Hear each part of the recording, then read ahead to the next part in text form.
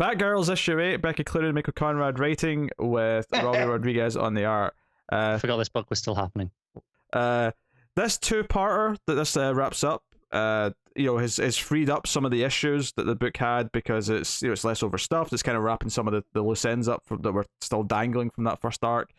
It had Dick and Babs going undercover to the Iceberg Lounge because Seer's been kidnapped by the Saints, and there's this like secret bunker under the Iceberg Lounge they're trying to get into. So they've all dressed up. They're doing this kind of sort of heist thing. Cass and Steph are kind of acting as Oracle on the roof of the laptop, so it's kind of shaking up the the formula a little bit. Yeah, and it's mostly pretty solid. The flirting between Babs and Dick is fun. Steph and Cass, or mostly Steph, complain about it over the comms that they're being too flirty. Also fun. They all get in the action. There's Robbie Rodriguez is not as good as the regular artist, right? But and there's a couple of weird shaped heads here or there. Whenever it does, like, there's a few moments though where it has like the Batgirls and silhouette and stuff, and I know it's easier because you're not drawn in detail, but that stuff does tend to look quite good. So yeah, the Batgirls on the roof have the sniper. They get him down. Dick and Babs go underground. One of the villains in this issue is the one who is performing on stage at the Iceberg Lounge. It's a sword swallower, so she starts pulling swords out of her mouth to hit Babs and Dick with. And there's some comedy there where Dick says it's gross and things like that. The big thing is though, to get to see her, who is still technically a child. They rescue her from the Saints, but Seer doesn't go with them, and kicks Babs out because she was going to go out last out of the escape hatch, and it all kind of comes down to Seer's still on her own, but they've destroyed her computer. She doesn't have all her tech now to do stuff, and Babs now knows her code. She knows how she works, so she'll be able to like deal with her if she does pop up again. But Seer does kill one of the Saints. Obviously, it's not something Babs did not let happen. It's just like she does it kind of by surprise.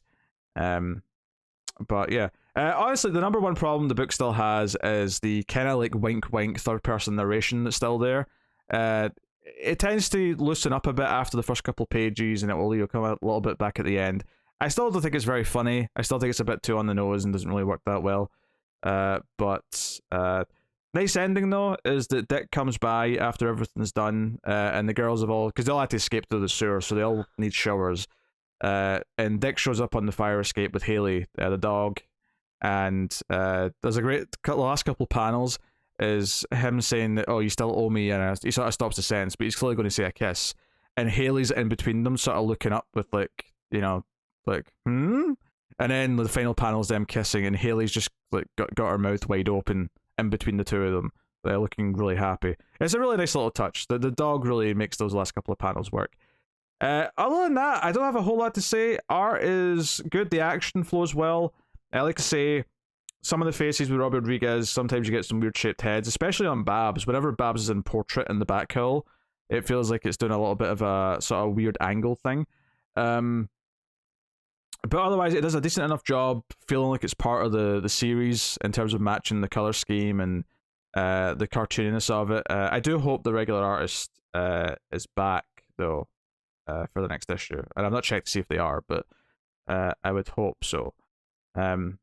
Honestly, I think what was nice about this two-parter is that it was a really fun, simple plot, had good character interactions, and it wasn't overstuffed with things, and it kind of neatly wrapped up two of the loose threads from that first overstuffed arc. So I'm kind of excited to see what they do now with a new arc at next issue. Hopefully they've learned a lesson from that first arc and it's a bit more streamlined and doesn't feel the need to put tons of stuff into it, because that was the big problem with that first one. So yeah, that's pretty much it. I had decent fun. It's not an amazing comic. I think it's a solid 7 out of 10.